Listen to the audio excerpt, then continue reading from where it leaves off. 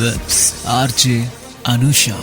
Radio city నువ్వు నేను ఆ సినిమాలో ఇవాల్టి సినిమా శ్రీనివాస కళ్యాణం. ఈ సినిమాని డైరెక్ట్ చేసింది సతీష్ గారు అండ్ ఈ సినిమాని ప్రొడ్యూస్ చేసింది మన దిల్ రాజు గారు. ఈ సినిమాలో నితిన్, రాశి ఖన్నా మరియు నందిత శ్వేత లీడ్ రోల్స్ ప్లే చేయడం జరిగింది. ఆగస్ట్ 9th, 2018 రిలీజ్ అయిన ఈ సినిమా బాక్స్ ఆఫీస్ దగ్గర సెన్సేషన్ గా నిలిచిందనడంలో డౌటే లేదు. ఇదొక రొమాంటిక్ ఫ్యామిలీ డ్రామా అని చెప్పొచ్చు. అండ్ ఈ సినిమాకి మ్యూజిక్ అందించింది నిక్కీ జే మేయర్ గారు. చూసుకుంటే ఈ సినిమాలో 7 పాటలున్నాయి. అండ్ నా పర్సనల్ ఫేవరెట్ ఏంటి అంటే of course the title track. మన ఎస్పి బాలసుబ్రహ్మణ్యం గారు పాడారు. ఆయన గొంతులో అసలు ఈ పాట ఉంది, అమృతం అనే చెప్పాలి. మరి సినిమా విషయానికి వస్తే శ్రీనివాస్ అలియాస్ వాసు, అదేనండి మన Nitin.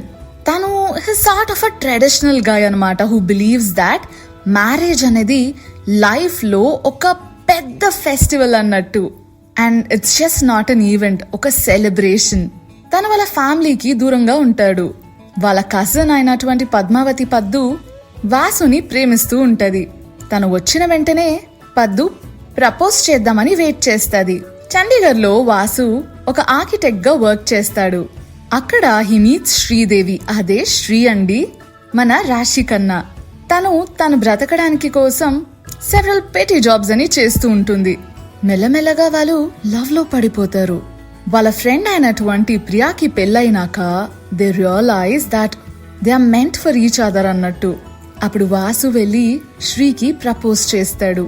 Shri is a rich girl అని చెప్పాలి, but she prefers living a normal life. అది కూడా వాళ్ళ ఫాదర్ సజెస్ట్ చేయబట్టి.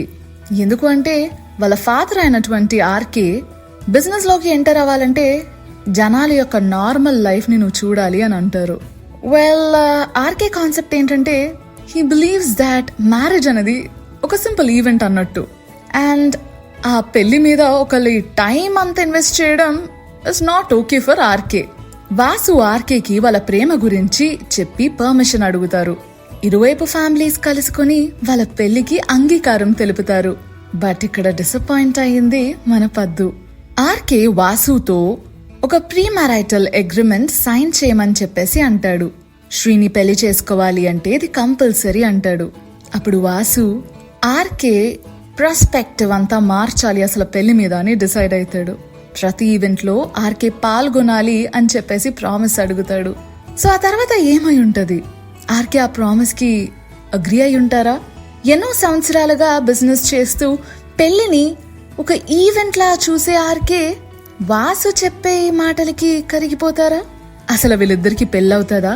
ఇవన్నీ తెలుసుకోవాలి అంటే శ్రీనివాస కళ్యాణం చూసేయాల్సిందే. అదబ్బా నువ్వు నేను ఓ సినిమాలో ఇవాల్టి సినిమా శ్రీనివాస కళ్యాణం.